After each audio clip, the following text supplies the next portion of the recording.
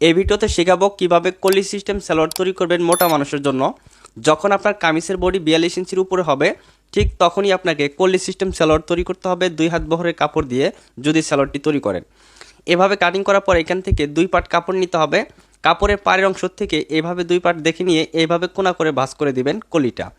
এভাবে ভাঁজ করে দেওয়ার পর এখানে যতটুকু লম্বা হবে ঠিক ততটুকু পরিমাণ কলিটা আপনারা কাটিং করবেন।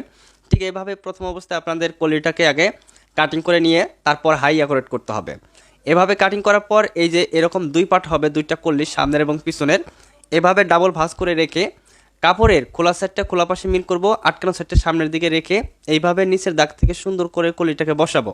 এরপর বেলটা সেলাই গেলে যতটুকু যায় সেই অনুযায়ী এভাবে ধরে হাইয়ের মাপটা আবারও নিয়ে নিব। এরপর 1 ইঞ্চি বাড়তি কাপড় নিতে হবে। নেওয়ার পর কলির দেখেন এইভাবে রাউন্ড শেপ করবেন, তাহলে কলিটা সুন্দরভাবে সেটিং করার পর হাইয়ের এখানে সুন্দর রাউন্ড শেপ থাকবে। ভিডিওটি ভালো লাগলে বেশি বেশি শেয়ার করবেন।